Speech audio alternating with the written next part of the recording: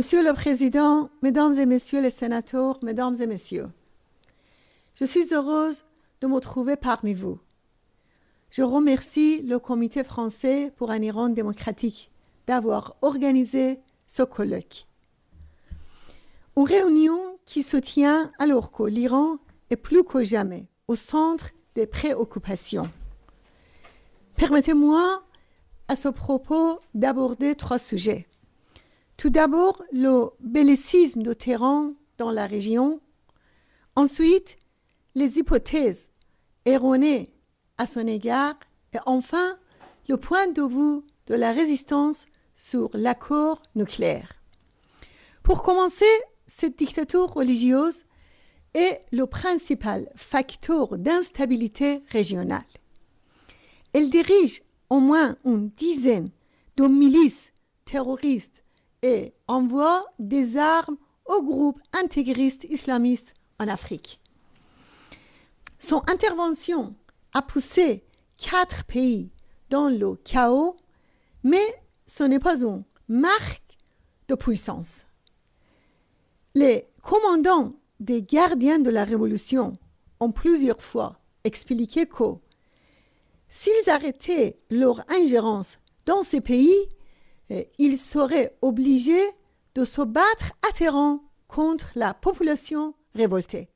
Sans ces interventions et sans la bombe atomique, le pouvoir du guide suprême va fondre rapidement, ce qui va bouleverser le rapport de force entre la dictature et la société iranienne. Nous sommes profondément convaincus que ce qui se passe marque le déclin du régime. Ce déclin est visible partout, surtout dans la société iranienne. Après la révolte de 2009, une répression féroce a étouffé le mouvement de protestation. Mais désormais, il est en plein développement. L'an dernier, il y a eu 5700 mouvements de protestation et les mouvements des enseignants et des ouvriers se développent chaque jour. Dans le domaine économique, le taux de chômage est à 40%, le taux de croissance est d'au moins 1%, l'investissement étranger est nul et il y a 75 000 projets inachevés. Ce n'est pas sans raison si les exécutions ont augmenté en Iran. Sous le mandat de Rouhani, il y a eu 1500 exécutions. Le régime se sent plus que jamais vulnérable devant la résistance. C'est pourquoi il essaie de toutes ses forces d'assiéger et de réprimer les membres de l'opposition iranienne au camp Liberty en Irak. Le mois dernier, c'est le 25e martyr de blocus médical de Liberty, Jalal Abedini.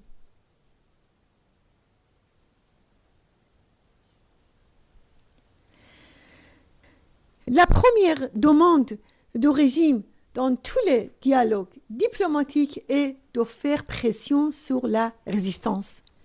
Permettez-moi de demander au gouvernement français d'agir auprès du gouvernement irakien dans le cadre de l'Union européenne et du Conseil de sécurité de l'ONU afin d'assurer la protection de Liberty et de lever ce blocus inhumain. Le déclin du régime apparaît aussi sur le plan régional, y compris en Syrie et en Irak. Au Yémen, avec la conquête de ce pays, les mollahs ont voulu se placer dans un rapport de force plus favorable. Mais la coalition arabe a renversé la situation contre Téhéran. Ce tableau permet de répondre aux fausses hypothèses. L'hypothèse de considérer le régime iranien comme un allié naturel de l'Occident en raison de la lutte contre Daesh est une erreur dangereuse. Car les mollahs veulent étendre leur hégémonie en Irak et en Syrie. Plutôt que de combattre Daesh, ils ont mené une terrible épuration des sunnites. L'hypothèse de ramener les mollahs au sein de la communauté internationale est une illusion. Ils considèrent toute adhésion aux normes internationales comme néfastes et ce ne sont pas des voyages parlementaires atterrants qui vont le modérer. Bien au contraire, ils profitent de ces relations pour intensifier les violations des droits de l'homme et la propagande des mollahs pour se faire passer pour une superpuissance régionale n'a pas de sens. Car ce régime, qui est le principal élément d'instabilité régionale, est profondément instable de l'intérieur. Malgré les efforts du lobby de cette dictature, le président français et le ministre des Affaires étrangères considèrent ce régime comme un obstacle à la stabilité du Moyen-Orient. Cependant, je dois souligner qu'il existe une solution. C'est armer les forces sunnites et les tribus irakiennes pour combattre Daesh, c'est aider l'opposition modérée syrienne à écarter la dictature de Bachar Assad et c'est chasser les forces du régime iranien d'Irak et de Syrie. Pour conclure, et comme je l'ai dit la semaine dernière dans une audition à la Chambre des représentants américains, l'intégrisme islamiste et son terrorisme qui domine la région depuis l'arrivée du régime des mollahs en Iran vont disparaître quand ce régime disparaîtra.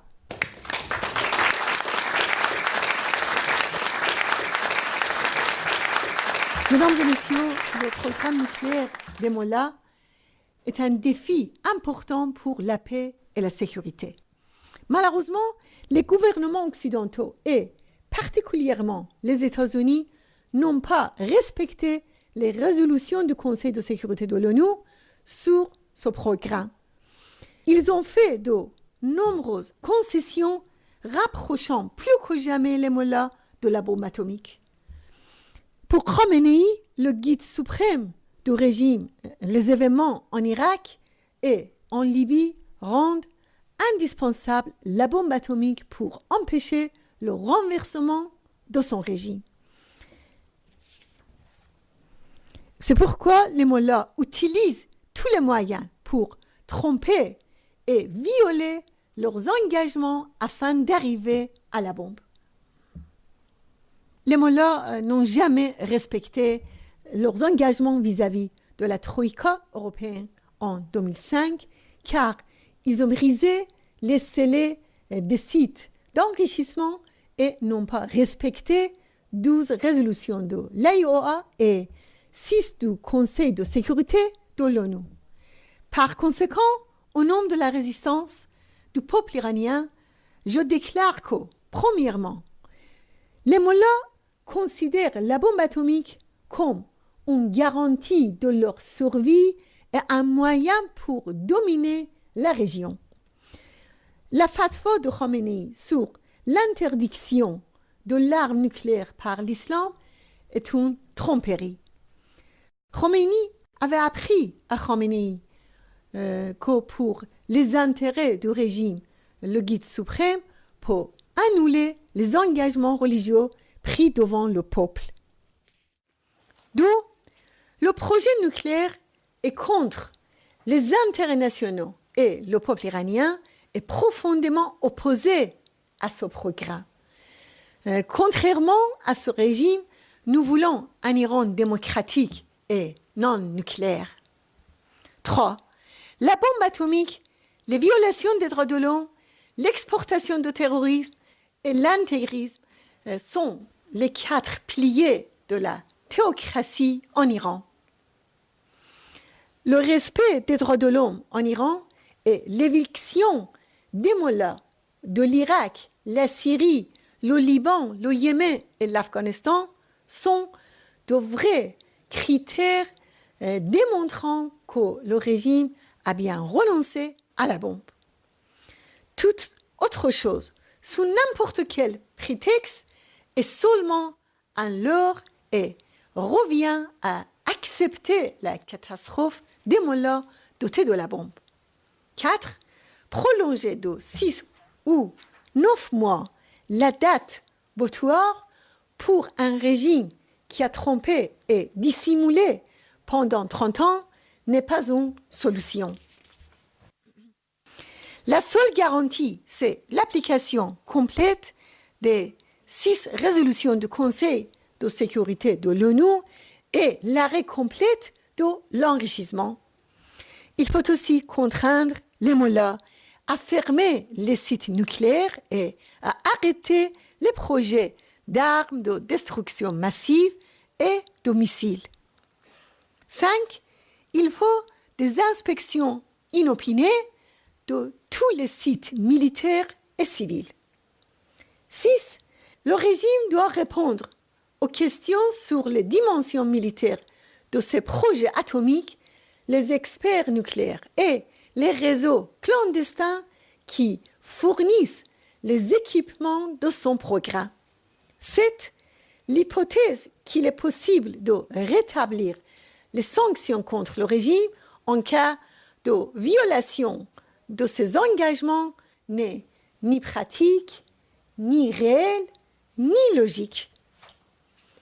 Il ne faut pas lever les sanctions tant que les mollahs n'auront pas définitivement renoncé au nucléaire, car ils voudront dépenser cet argent pour acheter des armements, comme des armes sophistiquées à la Russie. 8. 36 ans d'expérience en Iran montrent que les mollahs comprennent seulement le langage de la fermeté et de la force. Le temps est venu pour les grandes puissances d'arrêter la politique de complaisance et de concession avec ce régime tyrannique qui est le banquier central du terrorisme et le champion du monde des exécutions par tête d'habitants. Il faut reconnaître le droit du peuple iranien à la résistance et à la liberté. J'espère que la France, qui a joué un rôle dissuasif face à la politique de complaisance pendant les dernières négociations, prendra une initiative pour barrer la route de la bombe atomique aux mollahs. Je vous remercie.